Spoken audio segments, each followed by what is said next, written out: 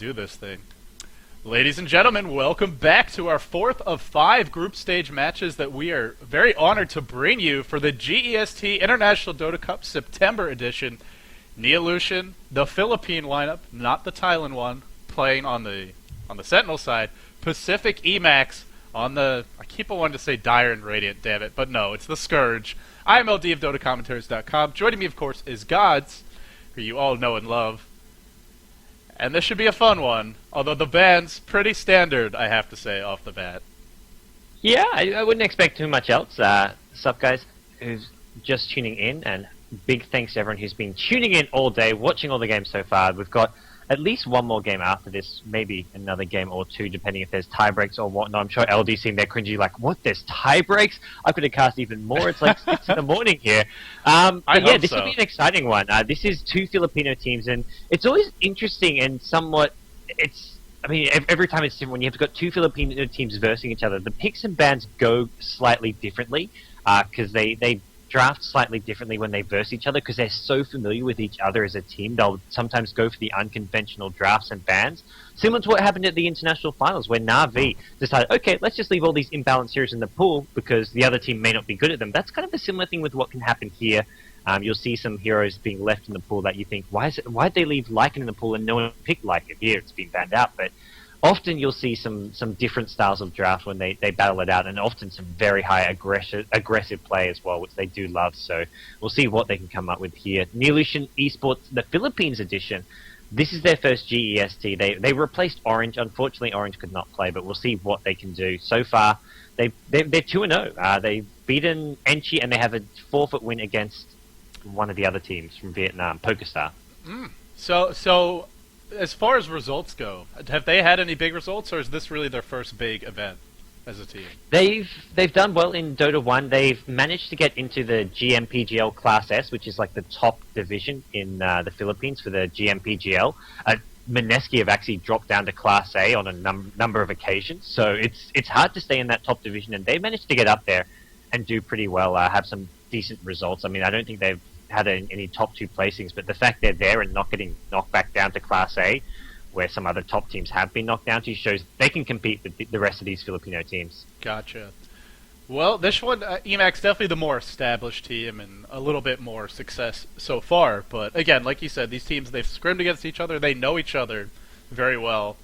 And as I look at this draft, I see heroes like Queen of Pain, Windrunner available, Puck available. A lot of those strong solo heroes that these teams generally like to pick up are on the board. I think when we were casting eMaxx, you talked about how they like to pick those strength carries to go mid. The Slardar, the Dragon Knight from time to time. Those are also in the pool. So what are you thinking here as far as the draft? Is there a hero? I see a Lone Druid is in the pool too. Prophet is available. Wisp is there, of course, with Riki if you want to go that route. But what are you thinking for these teams? Is there any hero or pair of heroes or combo that's in the pool that really jumps out at you right now? They don't like... Prophet and Lone Druid are 2 heroes that the Filipino teams just do not like to use, and they're heroes that a lot of the teams versing them love to use. Orange use them all the time, and Neolution love to use them, and the teams who've had success against the Filipino teams use these heroes, but it's unlikely these 2 teams will pick up those. They're more likely to go for heroes like you mentioned, the DK, and some of those sort of mobile heroes like Queen of Pain, Windrunner, those hard-to-kill side lane solos. But for now, Pacific.eMaxx is going to go with the first pick, Chaos Knight. Just look to set up their tri-lane right from the get-go. I mean, they reveal who their farmer is going to be in their tri-lane. I mean, it's pretty much the only thing Chaos Knight can do, unless you maybe put him in a dual lane, like we saw last game. But they're okay with that, just because of how strong a hero it is. It's a very versatile opening. Like you were saying, you don't have to tri-lane him, although apparently that is how these teams normally like to go. But if you want to tri-lane, one of the best heroes to have, reliable disable, a lot of burst damage, Reality Rift, it's a pseudo, I don't want to call it disable, but another positional ability that lets you set up those kills. Earthshaker is in the pool. Maybe that's something they'll look towards if they want to continue along the lines of very strong landing stage, very strong kill potential. But they give away a Queen of Pain and a Rubik. Now, these heroes are pretty good at escaping from Chaos Knight if there's not too many other supports around. Telekinesis and throw him back. Fade Bolt reduces damage. Blink away. The Shadow Strike to slow him down. So it really comes down to the supporting cast, and it comes down to the coordination. But they get some mobility, and they get 2 heroes that can be very strong in terms of burst damage. Puck, another strong solo, comes off the board. And Beastmaster, this one I'm not sure if at least I haven't seen it too much. out of any of the Pinoy teams. But are we going to see him solo mid? Are we going to see him in the off lane? I think you've told me in the past, generally they don't like to run the off lane Beastmaster. So I guess maybe we'll see him solo mid and Puck off lane then. It's usually mid, and this is a hero eMaxx love to use, as well as, I want to say, iZone. iZone are another team who love using Beastmaster, and it's a hero that, on I think last GST, at one point it was getting banned in the first 3 bans because of how popular it became. In the Grand Finals, it was banned in 2 of the 3 games, so it's become a very, very popular pick with a couple teams, and eMaxx is one of those teams. So I really like how... I think this is a great 2 picks for them to counter those mobile heroes. Rubik not really that mobile, but he can be hard to kill depending on what he steals. So having Beastmaster with the raw lockdown and Puck with the, great mobile hero as well as having the silence, it's 2 great counters to Puck. To Queen of Pain as well as Rubik. Yeah, the initiation range for this team is just ridiculous. Roar being the most reliable one off the bat, but then Reality Rift, the Cast Bolt, decent range of both of those. And if Puck gets a Blink Dagger up, that is fearsome. I'm not sure he'll have a good time in his lane. Might be up against the Queen of Pain. That matchup definitely very difficult for Puck. If you time your phase shift perfectly, you can dodge the Shadow Strike, assuming Queen of Pain goes for it, and that, or even the Scream. So it can help mitigate the damage, but even if it just comes down to a pure right-click war, Queen of Pain wins that too. So I guess you can win the lane as Puck. Generally, if you're going to, it would be mid if you're getting Rune Luck, if you're just controlling the lane better, and pushing the lane before the creep spawn. But we'll see. I don't think Puck's going to get a whole lot accomplished in the early game. So the question is, well, who's going to be the hero that suffers for Neolution? Is it going to be Queen of Pain versus Puck, or are they going to put Queen of Pain in the off lane?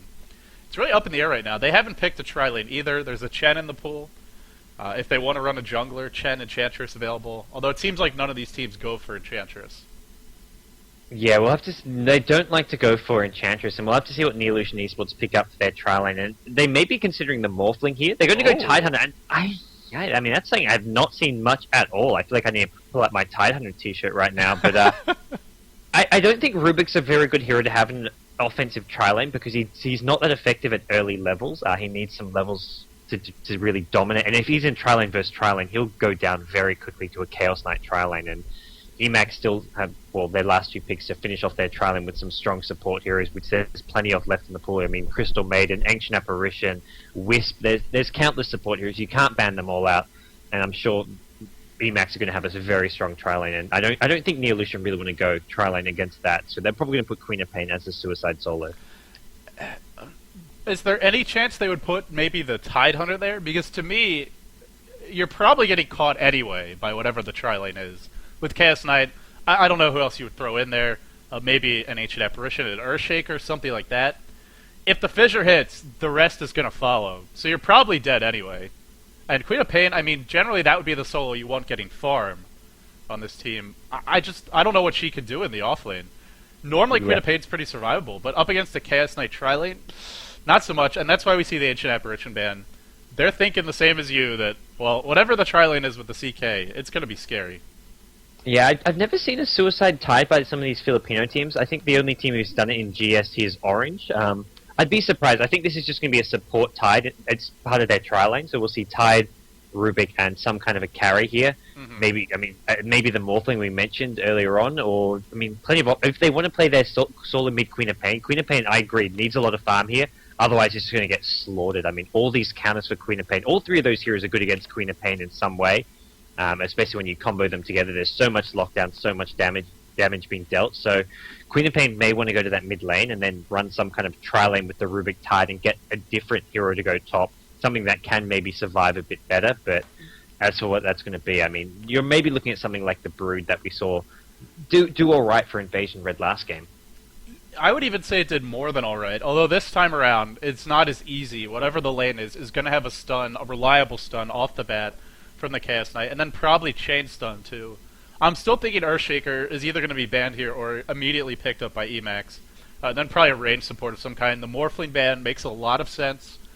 Morphling could, if you pick up the Morphling, I mean, you could throw either him or the Queen of Pain mid, and either one would dominate Beastmaster 1v1. Very strong in that situation. I was actually thinking maybe Neolution will just leave that lane empty. We saw that earlier today. I believe it was from Mineski, I want to say, or no, it was from Dreams, where Jules was just roaming all over the map, really not in the lane at all, but still being pretty effective, I have to say. Is that an option for them? Do they think about just leaving that lane empty, maybe pick up a jungler or here who can head back up there later on? Windrunner, maybe they'd want to look towards that. She's in the pool. She'll die against the Chaos Knight tri-lane if she's ever even slightly out of position, but that could be on their radar as well. Yeah, I mean, as much as Queen of Pain needs farm, I think they're going to go with the Suicide Solo Queen of Pain. And if they see a tough tri-lane there, the Queen of Pain will then go into the jungle, use those little cheeky spots, those choke points, or the points where you can't be attacked, to just get what little farm she can. And then when top lane becomes safer, Queen of Pain goes back top to farm, or once she has a bottle, then you can be a bit more, well, you've got a bit more HP and mana regen to work with and spam away on creep waves. So I think that's the most conventional way that the Filipino teams would play it. I mean, I think opting away from that would catch Pacific.eMaxx by surprise and could be a good idea here, though. So I'd love to see them do something different. Yeah, I'm just sort of paging through the heroes, just trying to see if there's anything available that maybe these teams would have their eyes on right now. We saw Panda earlier today. I still think Earthshaker's got to be a consideration. Leshrac. This is a hero we don't see a whole lot of it in Southeast Asia. And it seems to me it's usually a support. Yamate from Orange would probably be the most notable Leshrac player, at least that I've cast. Of course, Orange not in this event. But it looks like this will be a support Leshrac. Maybe they'll dual lane. You know, I guess they have to tri-lane now with these heroes, unless they want to jungle the Beastmaster, which would be very unorthodox, to say the least. Which means a CK Leshrac and then some sort of third hero. Again, I still think Earthshaker would be a good choice. DK is the pick, and this has to be their solo mid, so you're right, it is going to be the Queen of Pain in the offlane. There's your jungler. I mean, they don't go... Chen being banned out, they really wanted that jungler. They decide they don't need a tri-lane with the CK Leshrac, so they're going to pick up Prophet, who's probably going to go into that jungle. Here I say that these Pinoy teams don't pick much. They don't pick him much, but they're going to last pick him here, so he makes it all the way to the end of the draft, and we'll see. This is going to be DK solo mid, so we'll see DK versus the Beastmaster at mid. Queen of Pain will go up against this tough dual lane, the CK Leshrac at top probably. But with the Prophet pickup, they may actually go for the offensive tri-lane because they know Prophet's going into the jungle. They can afford to go offensive tri-lane and send Queen of Pain bottom lane against the Puck. So I think Neolution, they want to go for the solo bottom Queen of Pain, put the tri-lane top. We'll see if that's what they do. Lord of Avernus, the last pick. There's a bit of a curveball. You know, the players started picking their heroes. I didn't even catch it, so I'm glad you did. Of course, we would have seen it sooner or later, but wow. Now, he's very strong against a lot of these stuns. We'll talk about the aphotic shield's mechanics in just a second, but let's introduce the players real quickly. I'm going to go ahead and introduce Neolution. So, Jiro handling that Tidehunter. Ward's picked up. Looks like it might be an offensive tri-lane. Rubik being played by KM, and he looks like he bought the Courier for the team. Jack going to be handling that. Lord of Avernus, or Abaddon as he's also known. Pretty baller, I have to say, that hero and that pick in this game. Kane handling the Queen of Pain, going mid, and finally in the safe lane, when did Dragon Knight get the name Trogdor? Has that always been his name, or am I getting trolled here? But anyway, that will be the Knight Davion, or Dragon Knight, being handled by Nikao. I think it's added for a couple versions now, but it's not something I never quite understood why it's Trogdor. And of note, Lord of Avernus is playing as the farmer. He's going to be going a semi-carry kind of build here. He's picked up an early ring of protection. Going to be going for that Bassering. We'll see how it works out for him. Anyways, over on the Pacific.eMaxx side, we have got Chen playing the Puck at the top lane. So they've put the dual lane at bottom, but I think they anticipate the aggressive tri-lane. A lot of lane switching going down, actually. Tri-lane switching towards bottom and DK going top, so it looks like they scouted each other's lanes and all kinds of switching and stuff going on. Prophet's being played by Inma, the captain. We've got Chaos Knight in the hands of Hug, also known as Red Eyes. Mid lane is going to be Biobus, the Guava, playing Beastmaster. Leshrac in the hands of Don. And I think that is everyone, as I did get fumbled all around. Puck, yep, as mentioned, being played by Chen. You, me, and the players, all three of us together, are fumbling around right now. So many lane switches. In the end, what are we looking at? Queen of Pain mid, up against the Beastmaster. Queen of Pain should get the edge. Look at Prophet off the bat, going to be farming the enemy neutrals from the high ground. We've definitely seen this before. Unfortunately, he's found one of the camps that has ranged creeps, so he's going to take some damage, but not a big deal. They're on the low ground, so they'll be missing a lot. So he's going to be farming the enemy jungle, can TP in to help his team out whenever he needs to. Queen of Pain should win mid. Bottom lane is empty, so that means free farm, but it's an Abaddon free farm. It's not a hard carry. And then top lane. Top lane DK, this is going to be very tricky. 1 second stun to start. They want to follow this up. Split Earth not being cast just yet. Reality Rift back in. If the Split Earth hits, this is probably a kill, but it misses. And if that hit, I'm pretty sure he's dead there. So nice little juke. He lives. But DK is not going to have a lot of fun in this lane. Well, he isn't, and he is, because now CK is actually out of mana. That was a costly initiation. DK actually backs right off. I feel he should stay in this lane, because CK is now chewed through all his mana, at least to use any stuns for a while. But he's going to go down towards the bottom lane. As it's really the opening where he can set this top lane. That's why he's against the dual lane. They can't kill him at level 1. They can kill him around level 2, level 3, but he's going to swing down towards bottom lane. It looks like they're going to leave top lane completely empty, at least for the moment. So Puck was doing a very similar thing. There's a cheeky little spot while we're on the subject, in between these two fences, near that camp at the top ruin. He was farming the creeps from there. So both teams being very obnoxious, I have to say. Level 2 on the Prophet. Puck decided to head bottom because he saw the lane was pushing. Nice little response from him. DK rotates all the way from top, journeys all the way down to bottom. Lord of Avernus now up to top. Neolution is not happy with their lanes, and they continue to make adjustments. This is a matchup I think they'll like. DK versus Puck. DK should have a good time here. Still middle lane should go their way by a little bit, and now it's going to be dual lane versus dual lane. Abaddon plus Rubik. This is actually a pretty scary lane. They're not going to get kills necessarily, but a lot of harassment. And now mid lane. And Tide coming in. Yeah, this is the end for Beastmaster. There's no escape for him. Unless he can deny himself with a Quill Beast or something. It's not going to happen, though. And yeah, I mean, this is the lanes that Neolution wanted. This is why they sent DK bottom at the start, because they were expecting DK against Puck, tri-lane versus dual lane at top, and the 1v1 matchup at mid. And the Prophet jungle makes eMaxx's lane a lot weaker, but they try to sort of make up for that by doing some lane switching. And at the moment, things is a bit of a mess, but it looks like they have calmed down, and Puck is stuck against the DK bottom. This is not what eMaxx wanted, but they forced out Neolution Esports to waste a lot of time switching around their lane, so It wasn't the worst trade for him. And it's a level 3 Puck already up against level 1 DK, now hitting level 2.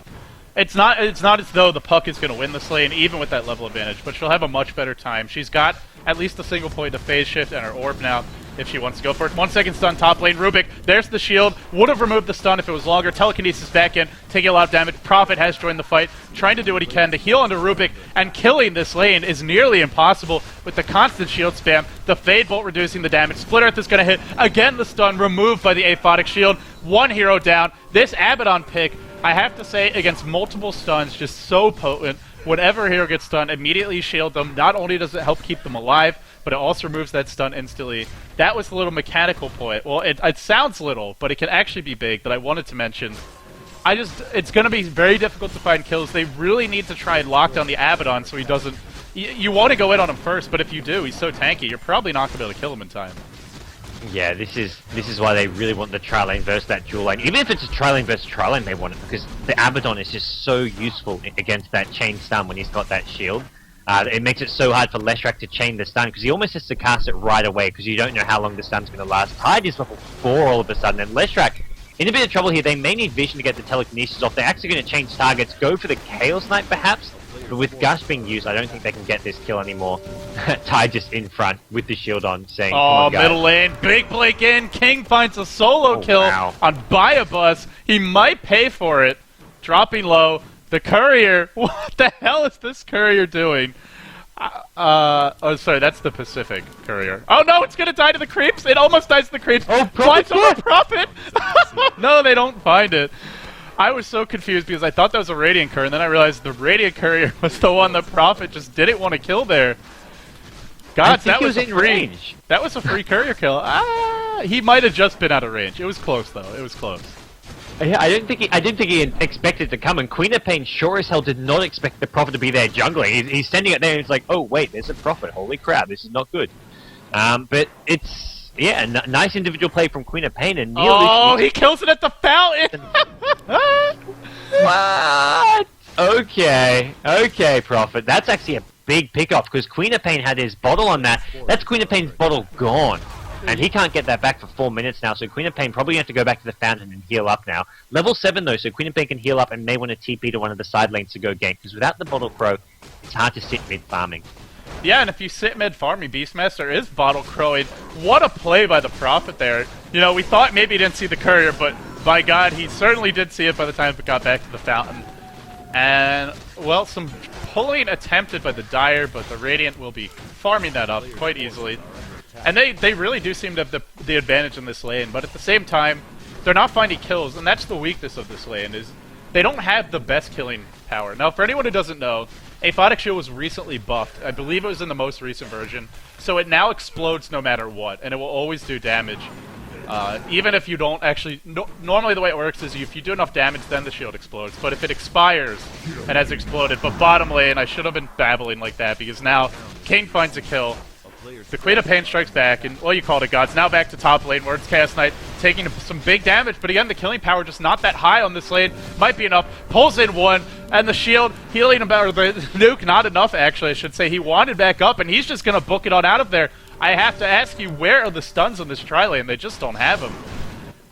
Yeah, it's hard to be aggressive. I mean, they're not going to die. They can sort of look to sort of chip away here, but someone like Chaos Knight, they don't have the stuns or even the slows to get those kills. I mean, they've got a gush. Telekinesis isn't a great disable, but yeah, it's not quite enough damage there, but they're still winning the lane and getting some decent farm. Abaddon getting very close to those arcane boots. So the point I was trying to make is just that the shield will explode even if you don't take enough damage. It's a lot easier to say it when you word the statement in advance. But either way, you guys get the idea. So it is a nice buff. It can be used as somewhat of a chasing ability with gushing combination, but Chaos Knight is one of the best heroes to be in this situation. Just so damn tanky. And unfortunately, it looks like we have a bit of a lag spike here from Biobus, and I don't know if we've had a save yet. Uh-oh. Uh-oh, indeed. Alright, it looks like he's still in here. He's still alive. The typhoons are striking once again in the Philippines. We've had some... Well, we haven't had too many issues. We haven't had any disconnections. Like, we've had some... Mineski were lagging quite a bit in their first game, apparently. But apart from that, we haven't had too many serious issues. Yeah, I'm mashing my F10 key here. Although, that actually... I can't do that, because that removes my... Oh. You're faster than me. I don't use my F10. I click the menu and then push S for save. I think it's quicker. Well, the other thing is my hotkey to turn on my program that captures the game is F10. Okay. I probably need to change that if I'm casting Dota 2 or Dota 1. But either way, at least we got it saved.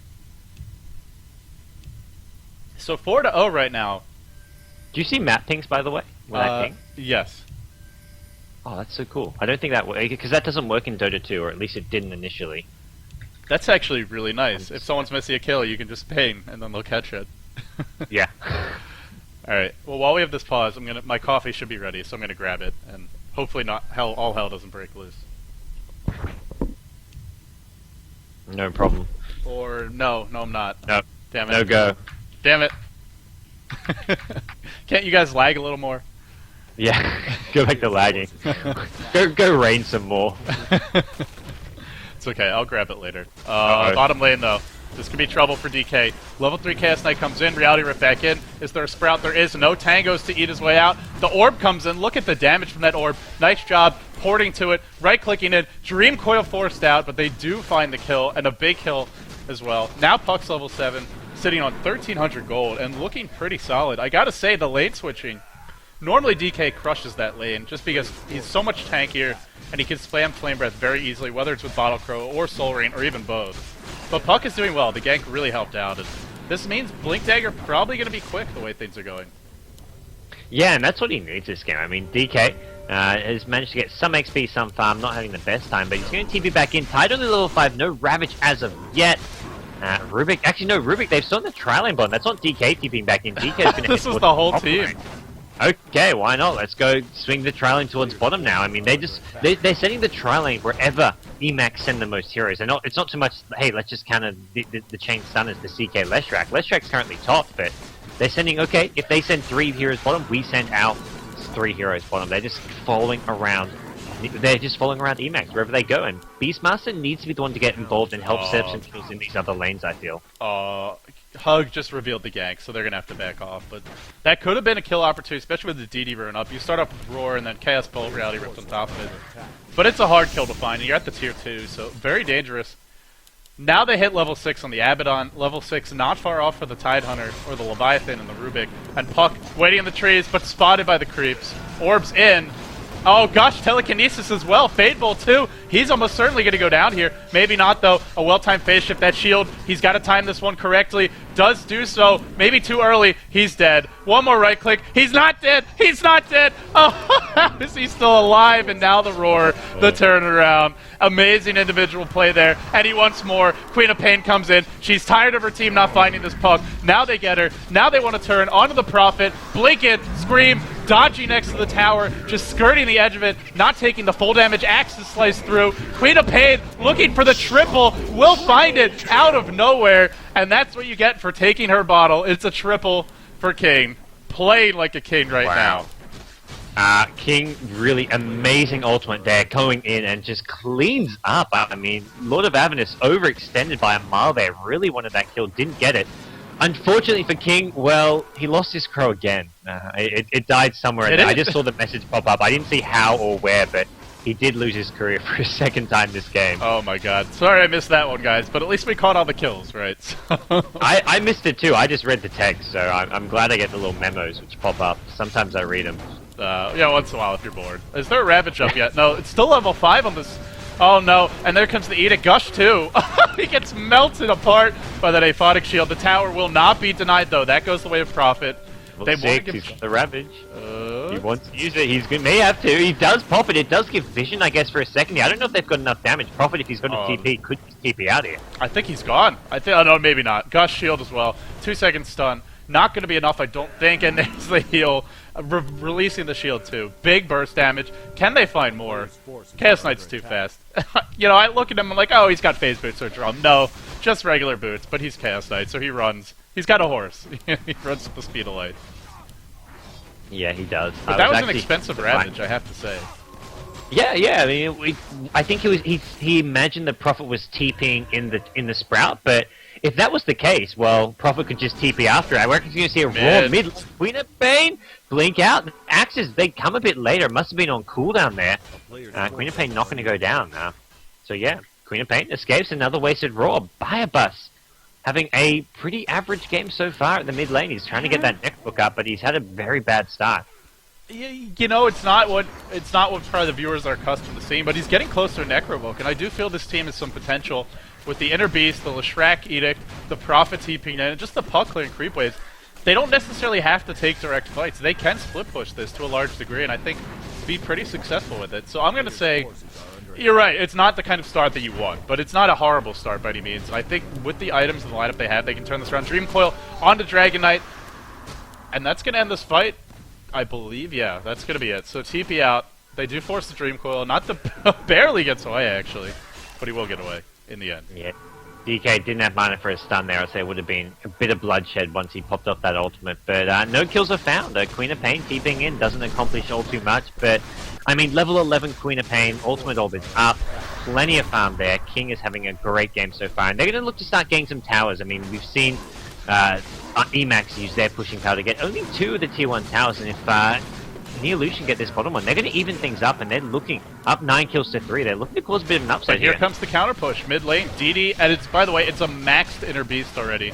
And the Endurance are coming in from the Necronomicon. They're going to push fast in bottom lane. Are they going to deny this tower? This is very greedy, and they're going to get... No, they're not. I thought they got it for a sec. But they do get the trade, and a tier 2 mid for a tier 1 bottom is frankly a pretty good trade.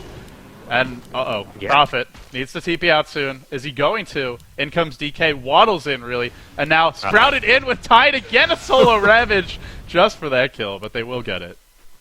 Right, this Tide has something for this Prophet, but hey, why not? Especially if there's not going to be any...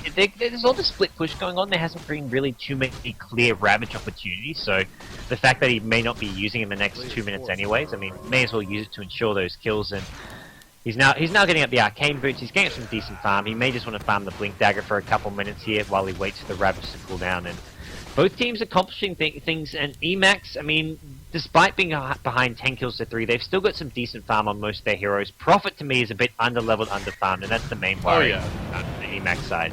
Well, he's got a medallion, which is probably the best item in the game for as far as just the cheapest item that will let you farm quickly, because now you can farm things like the Ancients quite effectively.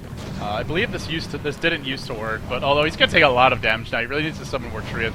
He's going to get this Black Dragon, but the push comes mid, and this time They get a tier 1 bottom, but that's not nearly as good as a tier 2 mid, and they're going to lose their tier 1 mid. Blink in, Queen of Pei wants to go, Beastmaster summons out, oh, the Roar too, but there's the Aphotic Shield, immediately cancels out the Roar, and now the stun comes onto the Shrek. Another kill picked up for this team. And when will they stop? Puck drops the Dream Coil, hitting a couple, but now he's in a lot of trouble. No, he'll be okay. It's CK who's going to be in trouble. CK, one more blink, godlike, all of us, really, it does feel kind of sudden, because King, I mean, the courier died, right? And he did have his bottle. He got 1 kill bottom. Next thing you know, it's a triple. Now it's another triple. And now, if he wasn't out of control before, he definitely is now. And I guess it's not going to be a Hex, though. It looks like it might be a Lincoln's. Well, he had a fantastic start. I mean, Tidehunter came in, helped him get that first blood. Then he got the solo kill. So he was up 2-0 at mid lane. So even losing that courier, he was ahead regardless. The courier just kind of slowed him down a bit. But he's showing that what really, I mean, sure, it maybe slowed down his farm a bit because he couldn't follow Crow, but he had all those levels, he had the advantage, and he's using it to great effect. That fight was without the Ravage. I mean, I mentioned that they weren't going to need the Ravage, but Ravage would have been great there, but turns out, hey, they didn't even need it. They won that fight convincingly without it. Yeah, it doesn't seem like Neolution or Pacific can really take a direct confrontation now, even with the Blink Dagger and Puck, which is how he escaped in that last fight, phase shift and then blinked out. Even with that, as well as Roar, they just don't have enough team fight. There's not enough beef in the front lines either. This team is fairly frail, all in all. Shrek, Puck, pretty squishy heroes. Prophet, very squishy. Boy, have we seen that. 2 nukes and he's dead. But with the early Medallion and the Necro book, they're going to try and pull a fast one here on Neolution. And how quickly will Neolution react? Top lane is pushed in. 2 heroes up there. This is a free Rosh. That Roshan drops so fast. There's nothing they can do to stop that, really. When you can kill Roshan that fast, it's a lost cause. And that's something that, being on that Scourge side, having that lineup which has all that physical damage as well, the Medallion to amplify it, the Edict doing some mixed damage as well, there's no way you can really prevent that. But the thing is, even with an Aegis, I mean, they still can't win a direct confrontation. I mean, they'll just kill Beastmaster twice. They'll still win the team fight. There's still all these squishy heroes, and it's not like it's a carry who's dealing damage over time consistently who's picked up the Aegis. We're still early. This is still early game, and this is when Aegis doesn't have a huge impact. I'm a little surprised they didn't give it towards the CK, although he's only 10 and he's got a Vanguard Shreds and a Bracer. Not big items up on him, but he definitely has a lot more damage dealing potential. The one thing about Beastmaster is as long as he's alive, that means Inner Beast is going to be online, which does to some degree give your team a lot of overall damage. But you're right, it's not a Morphling, it's not an anti-mage, it's not a carry hero who's going to right-click extremely hard. And even though there's an Aegis up, they don't really seem too afraid of it. There's a mech up on the Abaddon. Great item to get on him because he's guaranteed to pop it in the fights, and he's tanky enough to walk where he needs to go to pop it as well. And now he's just a walking fountain basically for his team because on top of all that, he's got Arcane Boots too. I think the name of the game right now for Pacific has to be just farming, delaying, using this Prophet, abusing it, I might say, to its fullest potential to try and stall the game as much as possible. Maybe try and sneak a couple courier kills. This is not going to help though. If they smoke in and catch him out, which they might be about to do, maybe they're going to catch 2. No, it looks like they're going to go the other way. So in the end, they probably get nothing. Or do they? It looks like they're going to head towards mid, although Leshrac is walking straight down the mid lane as well as CK. CK is going to be the one who gets caught out. There's his stun. There's no chance for this CK. And Leshrac wisely just backing off. This is, I mean, to me, Neolution Esports, they've just got the perfect composition at this point. I mean, they've got a great mix of disables, damage, and AoE teamfight, and even mobility. They've got everything they need. They've got all their core items up, and they're just going to go right down the mid lane. And it's, you know, the only way you stop this is by pushing fast enough on the other side of the map that you force them back, but they just don't seem to have quite enough yet. They're going to breach high ground. I don't know how they fight into this now. Tide, look how aggressive he is. So Jiro just way deep. Queen of Pain ult just for the Leshrac, but that's okay because they got the kill and they still have the Ravage. As long as that Ravage is up, there's just no fighting into this lineup. Maybe there is. Puck comes in, silence on several, but no follow-up, and that means, well, with the Puck ultimate, or the Puck combo used up there, they're gonna get the tower, and then probably onto the Rex. Yeah, they get that. They're trying to force some TPs back still. Beastmaster's still top. They've got the tier 3 tower of the Sentinel team down to about a couple hundred HP. They haven't got the racks. They forced them back. Beastmaster now TPing in, going to go looking for a Roar. DK Reality Rift, 4 seconds stun. He does not stand a chance here. There's a Roar as well if they need it. They're going to use it as well just to make sure they get the kill. So in the end, they hold. They don't lose their racks. They lose the tier 3 tower, but they did a whole lot. Looks like a top tier 3 tower on 27 HP. So was actually an alright trade for Pacific.eMaxx. They dealt with that push really well, I think. You know, the question's got to be, can they just wait for that respawn and then immediately go back down mid and do the exact same thing again? There's no Queen of Pain ult, but there's still Ravage up. The mech, and now it looks like a pipe is the next order of business for Jack, and really, he's got a little ways to go for it, but if they want to wait for the pipe, that might be the last item, but aside from that, I think you're right. They have everything they need to go. And the longer they wait, that means once these heroes, the Prophet, the Beastmaster, all these strong pushing heroes, once they get their next level of items up, they're going to be so much better at split pushing. They already got that tower down to 27 health top, and they're going to knock down the tier 2 bottom. It feels like they can kind of try dance around, force TPs back, never really commit to a fight. But an item that might change that, allow them to get some pickoffs on the side of Neolution, it's going to be the Lothar's Edge picked up on Nikao. Tower in deny range will beat denied. No! The Necro minions and the Boar work together to pick it off. And this is just a nuisance.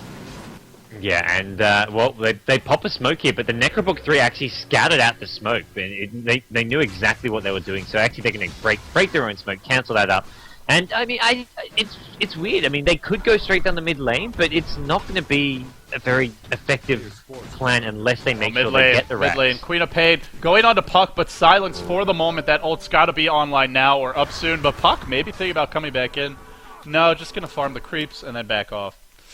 Every time this Queen of Pain goes in, though, you expect big things to happen, the way King's been playing this game. Yeah, he's had a fantastic game, and this is a really interesting stage of the game, because it's still very much in the balance. eMaxx have plenty of options to stay in this game if they effectively just split push and counter push, but it's Neolution Esports who need to make something happen and using their team fight, but they're not going to get a team fight on their own terms probably at this point, and this is where the Aegis on Beastmaster may actually matter. Right, you know, maybe they come and gank him, but then the team's able to show up in time or just buys them enough time to push a little bit harder.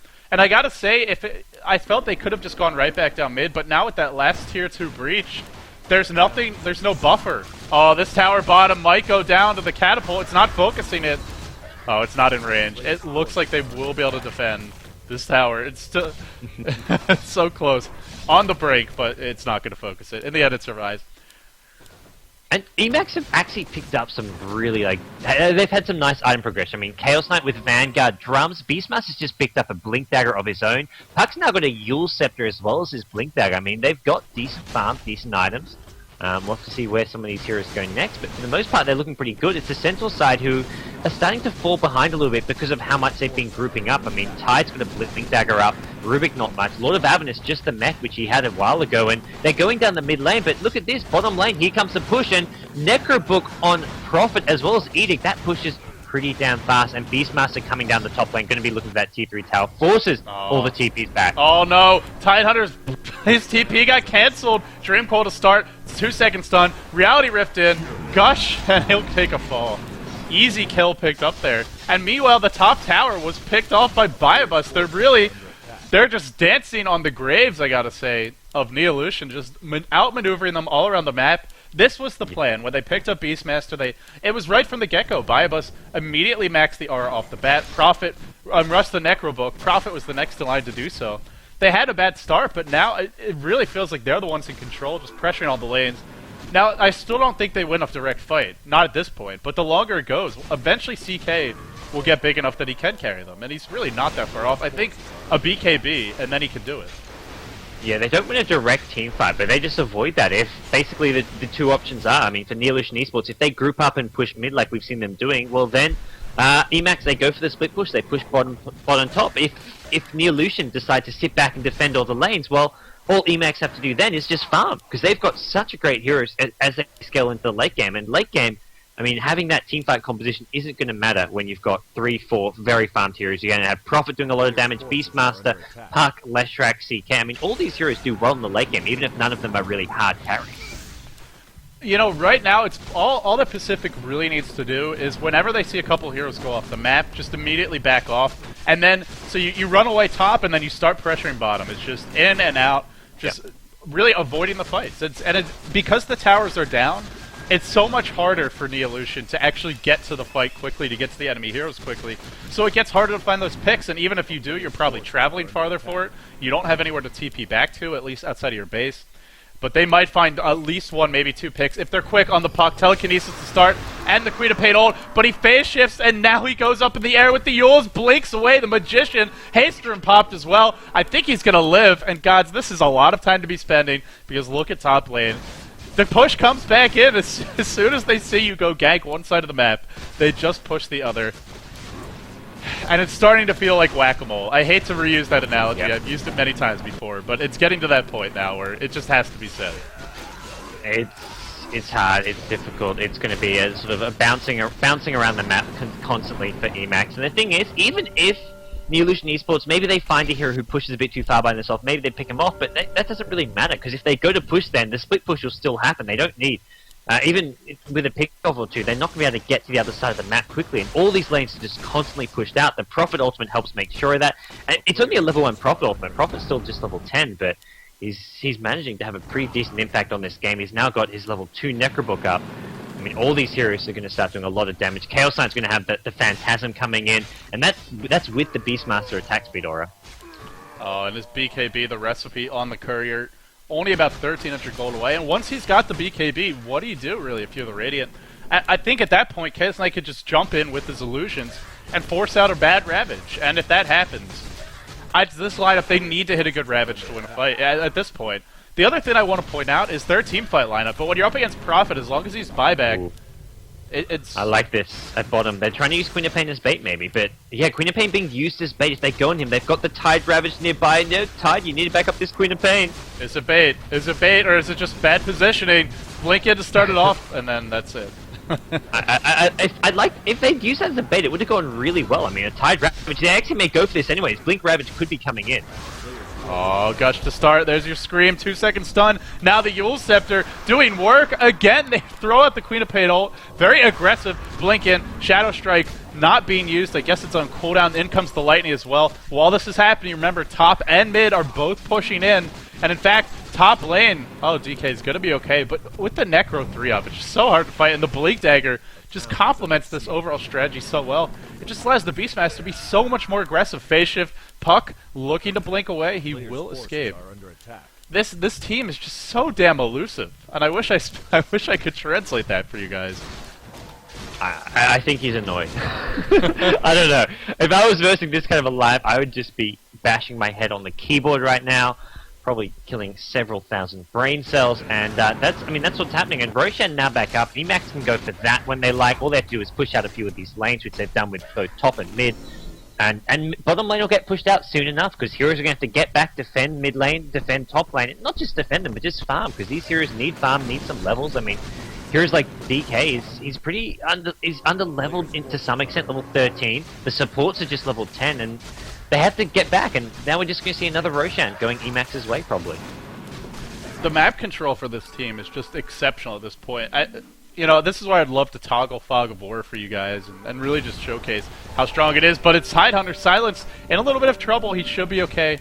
Will escape, live to fight another day. And they're going to force this fight, but this, you know, Prophet's just immediately going to go back towards top, start pushing that, or maybe Beastmaster will push that lane, Prophet will go bottom. They're just going to try and dance around Neolution here, and if Neolution actually try to go for Roche on their own, they might be losing racks, or at least they're going to be forced to TP out. They're wasting so much time, gods. They're just constantly, and it's not that they're playing badly, it's just Pacific is executing a lineup that it's hard in the laning phase, but once you get to this point of the game, it's pretty smooth. Yeah, it's really, there's not too much to it right now. It's going to come down to, the lane stage is weak for him, but at this point, it's not really, there's no conventional lanes. It's just go wherever isn't being defended. Go wherever Neolution.PH aren't being defended. It's constantly, yeah, just chip away at this top lane, send those Necro books in, do some damage. I mean, Tidehunter! That was a lot of damage. I get flashbacks of the Tinker killing 2 level 3 blue Necros at the same time and dying at the fountain. But Tide came close there. Apparently, the translation for that was "this is crazy," or "they're going crazy." So it makes sense, right? But yeah, guys, thanks for the chat for that one. So now Roshan goes down, and this time it will be CK picking up. BKB has got to be almost ready on him. Oh, he has the recipe already, which means he's 300 gold away. Once he gets that, I don't know what Pacific. Maybe they'll just continue to farm, but I think with a BKB on the Chaos Knight, they might be able to just barrel down mid on their own right. And they've got more Necrobooks coming. I think this is Puck who's got a Necrobook of his own now. Yeah, Puck's got one, and this is your third Necrobook on the Scourge side. So really, just a huge amount of pushing power, and it's one of those things where sure they've got the damage, both burst damage, and AoE damage to deal with them, but that's blue Necrobooks. You don't want to kill those guys. They hurt. They bite back. And I mean, the only hero who can really maybe kill them is going to be the Abaddon, who can pop off his ultimate to do so. But it's going to be hard for them to fight anything. And Abaddon, he's still just sitting on this mech. He's getting close to the pipe. I think he's about 800 gold off it, but it's a very late pipe after getting such a fast arcane mech. So Kane has an Eagle Horn. Looks like he's either going for a Butterfly or maybe, just maybe, an Ethereal Blade. But they find the Beastmaster. This could be the kill they need. Immediately stunned, locked in place, brought down by Kane, who still has not lost his streak. But the push bottom, they will have to back. At least some will after this. Boy, Boots of Travel would be a great item to pick up now if you're the Radiant squad. Would really help them deal with the split push, but it's just expensive and they don't have to farm. Dragon Knight somehow still not 16, just so much time spent running around. Tower cannot be denied. These minions just do too much. I feel like Queen of Pain's just got to get multiple solo kills right now to pull them back into this. And hey, speaking of solo kills, Shrek looking kind of tasty top, but a couple missing. She's not going to go. Yeah, and Queen of Pain, a bit low in mana, doesn't have mana for the ultimate. It is going to be the Ethereal Blade. Some of these Filipino players love to go for the Ethereal Blade. It's sort of like a Morphling shotgun. You pop it, and you pop the ultimate to scream, throw down all your nukes. And also, I mean, you get slightly better right-click damage because you get faster attack speed. After the Ethereal Blade, you can go for some more damage. Maybe a Sheep Stick, which also gives the nice disable, which will be helpful for picking off heroes. But for now, it's just... I mean, they pick off Beastmaster at top lane, but even from there, they lose a tier 3 bottom tower. They're still getting pushed in constantly, and there's not really much... I don't know. I want to say there isn't much going Neolution Esports' way at this point. I mean, they can't really get themselves back in this game. They can't find that opening to push. Oh, here comes another attempt for a kill. The Ethereal Blade gets popped, but then immediately running away. And now they go into Chaos Knight, the slow to start things off, throwing it back into the fight, but he is going to use the BKB and jumps in immediately on Rubik. 4-second stun. It's always a 4-second stun. Ravage comes through as well. Queen of Pain still alive, and in fact, very healthy now thanks to that Abaddon. She's fighting 1-for-1, toe-to-toe. I'd call it a man fight, but this is an angry, scorned woman, I have to say, going onto the Chaos Knight now. One more blink and a scream. Can anyone kill Akasha? The Ethereal Blade gets the kill, but they got it back because bottom lane, look at the creep army. Abaddon is trying to fight this off. The creeps now enter the base. I don't believe there's a glyph. Sprout onto Dragon Knight. The creeps are going to get the rack solo. Oh, that is... Forget banging your head on the keyboard or the desk. This is where you go find a sturdy brick wall and start banging your head against that. Because this is the next... If there are tears of frustration, they are so far out there. I don't know if they're coming back from this mentally. Oh, man. They were looking so strong early on. I mean, you can see this mid lane on the Scourge side. They took the tier 3 tower. They started chipping at that mid racks. But after that push failed, it was like they were never going to have another chance to push again. And I mean, eMaxx are really just tightening the noose right now and just not giving them any hope. I mean, they get a couple kills at top lane, some great individual play by Queen of Pain, but it's bottom lane. I mean, they go with the Necrobooks. It was initially the backdoor protection was there helping heal the racks, but once the creeps came in, it dropped almost instantly. Hey, Gods, do you remember, this was a while ago, but there used to be actually a limit in some leagues on how many Necrobooks you could have in a team. Do you remember that? This was ways back. That was a long, way back when. I think they kind of nerfed Necrobook, so it wasn't as strong. Right, and this is the quote-unquote nerf Necrobook. It makes you wonder. I mean, I'm not saying there should be a limit, but they're just the way they're using it. This game is just exceptionally well thought out, I have to say. I think this is just their strategy coming together well. I don't think you can just go into a game saying we're going to get 5 Necrobooks and win the game, and they're not. It's only 3 of their heroes getting it. I mean, the Chaos Knight's going for the tanky items going in the front lines, and their strategy has just been executed, and it involves getting 2-3 Necrobooks. I mean, they could have done it with 2. the puck came a bit later, was a bit unnecessary, but it's working out pretty well. Uh-oh. Queen of Pain jumps in, drops the shotgun, if you will, although it's more of a BB gun because it's not enough to get the kill. Now Beastmaster goes down. Here comes DK. The mana burn, the micro. He's out of mana. He really can't do much here. He's got a Shadow Blade. He's got his bottle. But look at the base. Prophet trying to kill it off by himself. He TPs out. He lives with about 100 health. And now they want Rubik. Rubik goes down. They are defending. Somehow they are defending, but barely. Bottom racks has been breached already. Mid tower slowly being worked down. And unless they get a team wipe, unless they catch heroes without buyback, they're playing really well. They're swarming to the point of attack as a group, as a unit. But as soon as they do that, it's just, okay, you're going to fight us head on. I don't want to fight you head on. I'm going to run in a circle around you or TP behind you and go fight on the other side of the map. Oh man, I kind of just, out of curiosity, I just looked at mid lane like, hey, there's a Leshrac in this game. I haven't seen Leshrac do anything. He's 0-3-1. Like, nothing against Leshrac. I don't think he's played that poorly, but there's been no opportunities for Leshrac to even get involved. It's just a very unusual game we're watching here. You know, the one thing he did do earlier was when they were pushing with the Prophet, Leshrac Edict was almost always there, but you're right. He hasn't done much, and to be honest, nowhere is safe when Queen of Pain has an Aghanims and Ethereal Blade, so... look at King. He desperately wants to find these picks. He might do it. But they know they need something like that. Yeah, I think Leshrac played this game really well, like going for the early push, and that was like, okay, his job's done now. There's so little he can do late game, and that's why he's going for pure HP, just to survive this. Queen of Pain blinking down river, searching for him, Leshrac running the exact opposite direction. Even if she finds him, it's just... at this point, all they can do is just one hero defend each lane, and then maybe Queen of Pain hunts for kills. I don't know. DK is so behind at this point. All he's got is a BKB and a Shadow Blade, or a Lothar's got. It's Dota 2, Dota 1 terminology, man. Will be the death of me. Oh, middle lane, Tidehunter. Gotta be careful, and what a time for Lag Spike. Probably a good time for a save as well, I'm gonna say. Yeah, we can get on that. And Tide's actually building a refresher orb. He's picked up an Oblivion Staff. And I mean, yeah, at this point in the game, that's probably an item that'll give you a chance late game. I mean, you pop it once to maybe win a fight, they buy back, or you pop it to get a kill or two, and then there's suddenly, oh, there's heroes backdoor, and we need to stop them. Tide can TP in, refresh, and get another Ravage off. But the problem is going to be, all these Necro books, where's his mana going to come from? You know, it's. I'm so glad you brought that up, because last fight, it was one mana burn, and then a couple auto attacks from one Necro book, and DK was entirely out of mana. Tidehunter should get one Ravage off, but getting two off it's pretty ambitious, to say the least. Yeah. Some serious spam here in the chat for both teams, it looks like.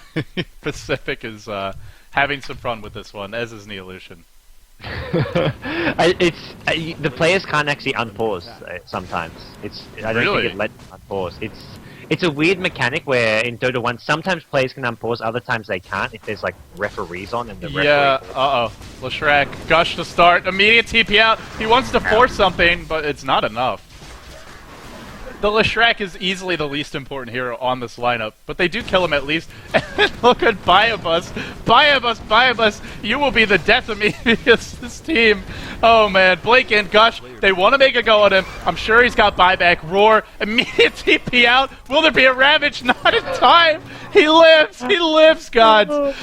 That was fine. DEFCON 5 at this point. Blood pressures are rising.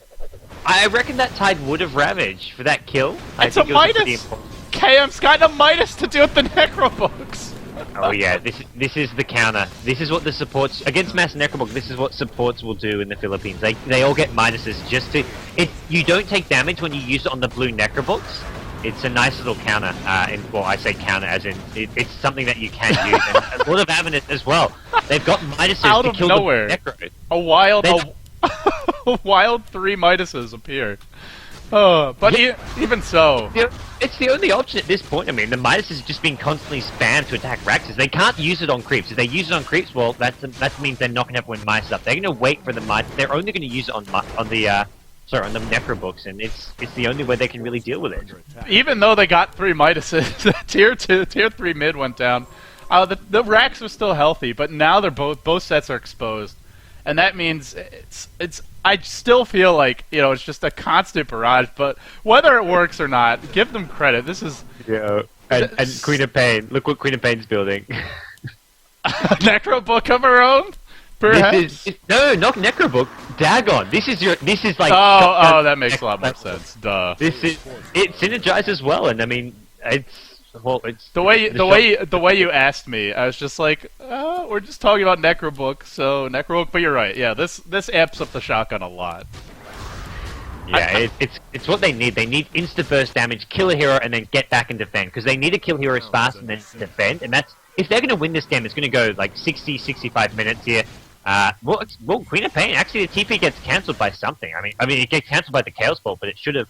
There was a Lincoln Sphere. I guess the Reality Rift was used to break the Lincolns. Queen of Pain, at bottom lane, still going to be okay here. DK to me needs some more farm, needs some more big items up, and he just hasn't had much of an impact this game. Well, that 38-minute Midas will pay off eventually if this goes to that 60-minute mark, but we're a long way off of that. I just love it. 3 Midases up. They have a hood up. I cannot believe it, but the Lord of Avernus, Abaddon, still has not completed the pipe. He had the headdress like 30 minutes ago or something. Not that long. 20, 25 minutes ago.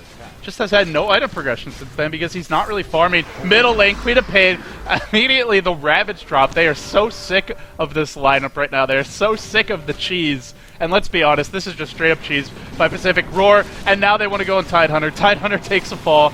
DK comes in, and Leshrac taking a lot of damage. Pretty tanky, not tanky enough. In fact, melts. They find a couple of kills. And will it be enough? Prophet immediately buys back. He ports on top, looking to pressure that lane. And now they want Beastmaster. Beastmaster's just gonna take the fast train to the Radiant base. Courier scouting him out. An army of couriers giving chase, along with DK with the Shadow Blade right around the rosy for this squad. And this means they are not pushing. No siree. Queen of Pain may try. She may beat her head against that wall, but she is not breaking a hole in it. Or is she? Is she gonna try and solo this? That would be bold. She does see 3 heroes on the map, but if anyone TP's out, they're going to have to back. And here comes one TP. Oh, gods. This game, man.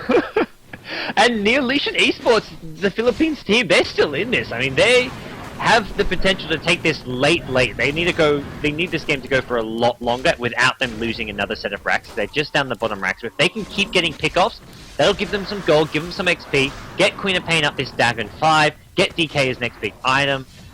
The pipe won't make a massive difference, but mostly it's Queen of Pain, the Dagon 5, and DK get his next damage item up, and the problem is going to be that eMaxx can take Roshan, can just suicide for Raxes with Aegis, Cheese, not to mention another big item coming soon for Chaos Knight, who I think he had 5k, he must have bought a Reaver or something. I haven't seen what he's picked up, but he had a lot of gold not long ago, unless he spent a lot of that on buybacks, but he should have a new big item up soon. I don't think he bought back. I believe it was the Prophet. Yeah. Oh, no, he's still sitting on 5k gold. I must have something else selected. So he's on 5k gold, so probably going to buy a Heart soon, maybe a Manta Star. Yeah, you know, he could still be brought down very quickly by that shotgun, and if one Ravage hits, he's probably going to die.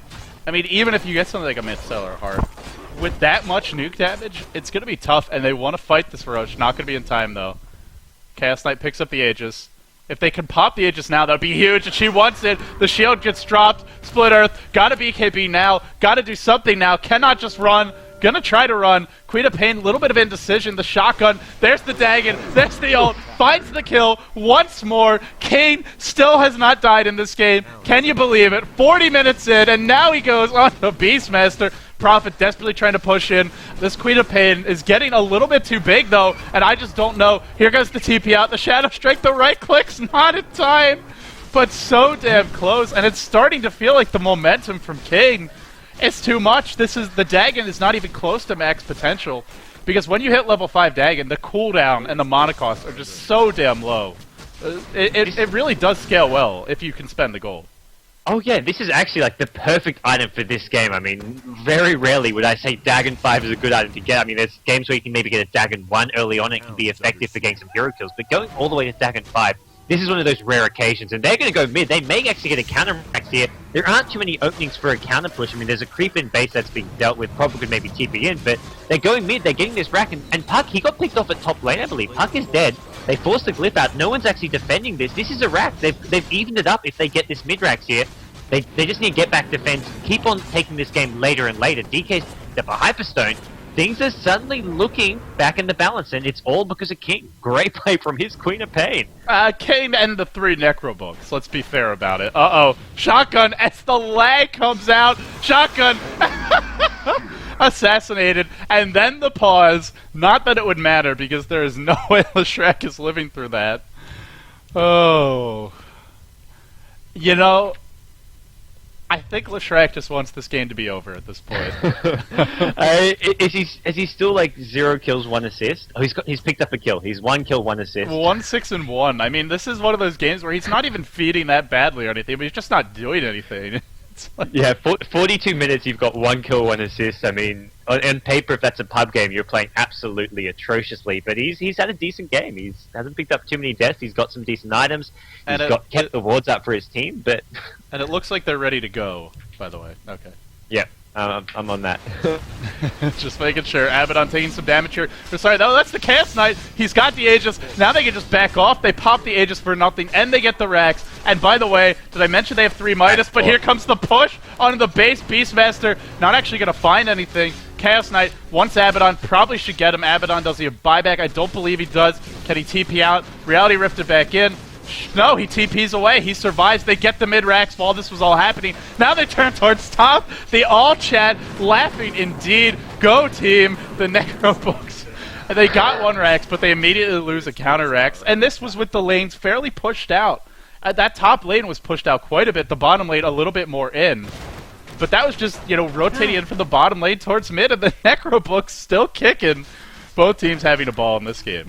Yeah, I think it was some like strategic feeding at mid lane, because basically they got the mid racks Neolution and could have just backed off to defend, but because heroes like Leshrac just ran in and died and in some ways fed, it gave the opening at mid lane to get that mid racks. It was going to just be a free racks without any raxes in return until that fight broke out at mid, and it was actually a really good decision. Tidehunter sprouted up, the gush coming out. TP away. Will there be a Ravage on this one? I don't know if it's up. It is up. They get him. And I believe he used buyback earlier. It might just be coming up. Oh, what do you know? It's a Prophet. Of course the buyback is up. Who am I kidding? So now, I mean, look at Puck just farming in the enemy base. And at this point, they kind of have to do this. They can't just sort of push the lanes. They have to really push the lanes. That's why Prophet TP's in. Drop the trance. A nice little surprise. A landmine, if you will. But here's your anti-mine crew while Queen of Pain is busy finding kills all over the map. Tidehunter thrown up in the air. And this game is too much for me. I can't take it anymore, gods. I think I'm slowly going insane. BKB on the Saj, going for the toe-to-toe fight. No ultimate. There's the ult. They're not going to get it. They're not going to get it. I don't think they've got the damage. The CK Phantasm, everything being thrown at it. It's just not enough. And Prophet dies again. He doesn't have buyback. Puck's trying to sneak in through the bottom lane. The Necrobooks seem to be mostly on cooldown. The Rax is still up and standing. Puck is hiding in the trees at bottom. He's just staying in there, waiting for a chance to go back in, maybe. But for now, the top Rax is still standing. It's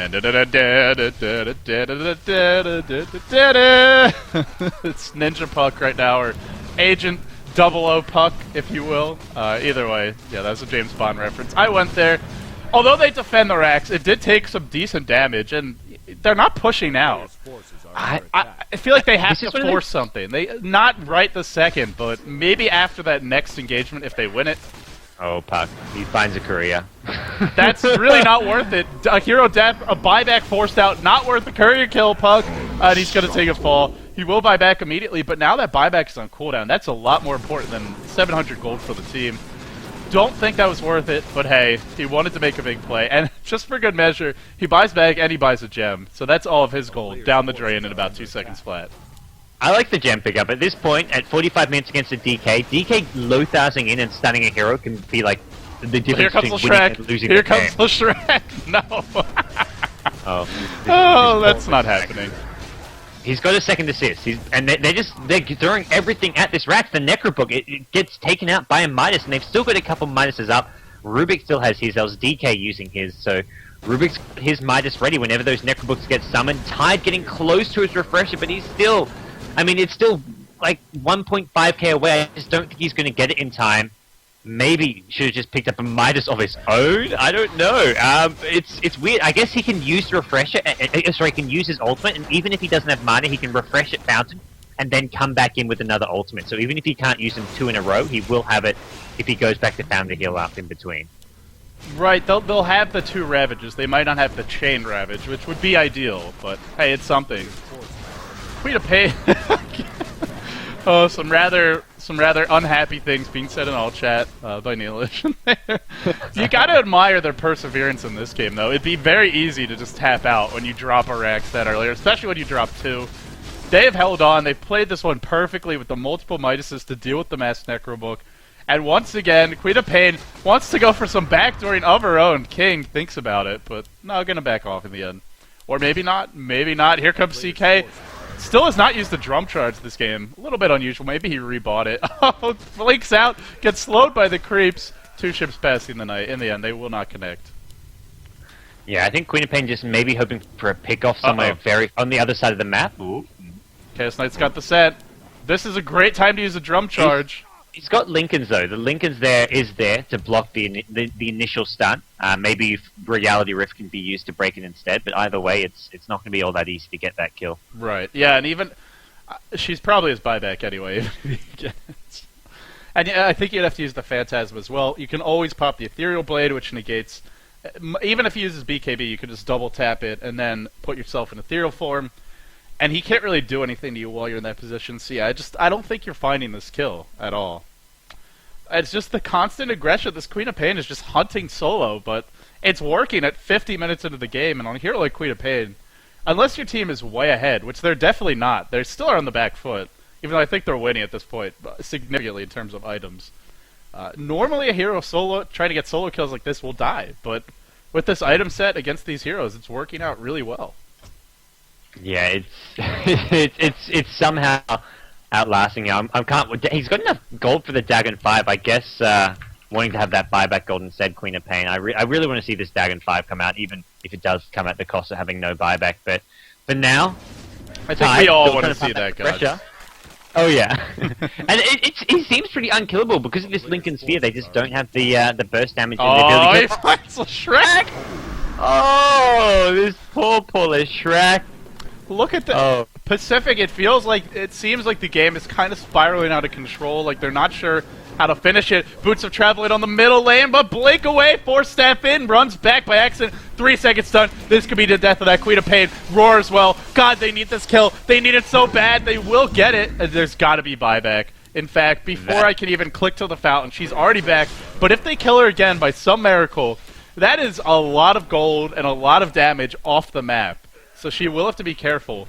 I think for the next couple minutes, you just wait for buyback to cool down. Probably don't play aggressively. But what do I know? King, exact opposite idea. Immediately charges by himself, looking for a solo kill.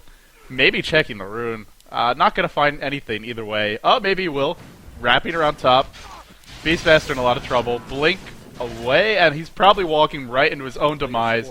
Here comes the Queen of Pain with that big shotgun. Finds him.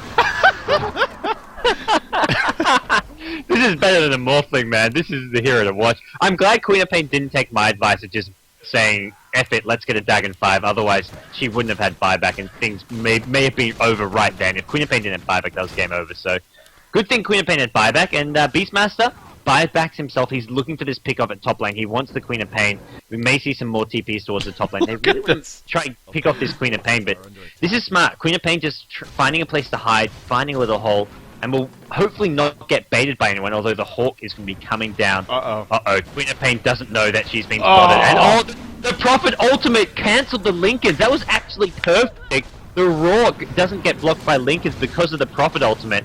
And this, I think, could be game over. As this is like the anti-climax to like such a great epic game. Oh yeah, there's no refresher up on the Tide. He's really close to it. I was going to say with a refresher Tide Hunter, you just never know. If it ends this way, it was still a great game, but I would love to see somehow them hang on just a little bit longer. Let's see that Queen of Pain.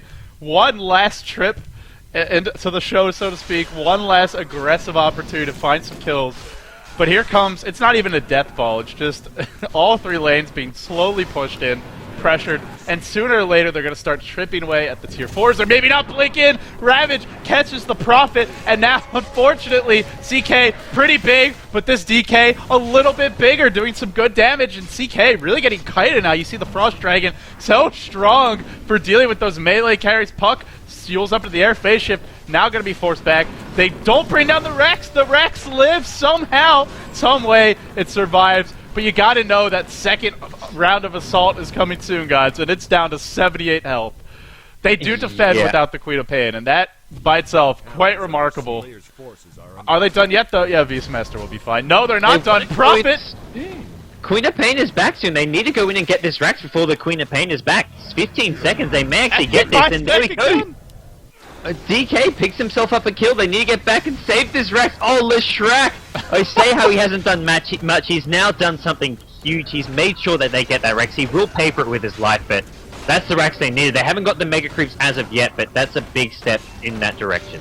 Hero Leshrac, honestly, idol Leshrac, I gotta say, that was big time. Queen of Pain trying to push this lane out. At this point, I mean, you really need the ult to deal with these creep waves. Otherwise, it requires 3-4 screams.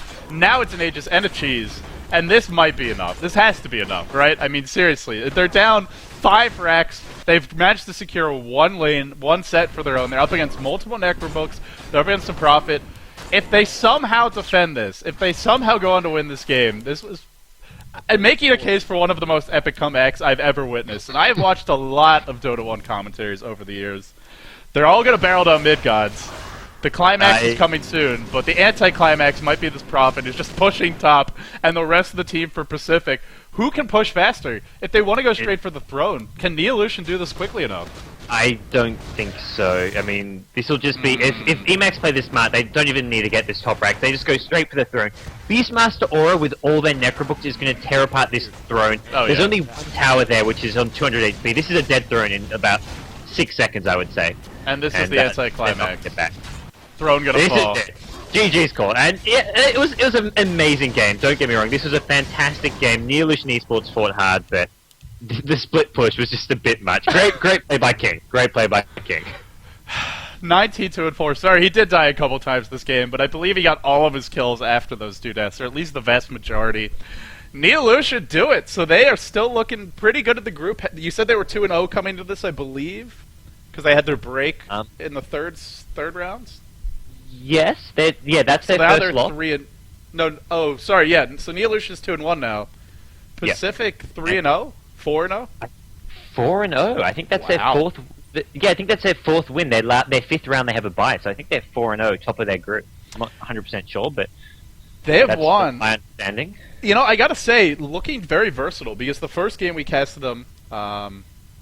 Wait, no, sorry, I'm thinking of Neolution. I need my coffee, man. I'm gonna go grab it real quickly, and hopefully the next game doesn't start then. But guys, stay tuned. We will be coming back. We have one more match. We will be following.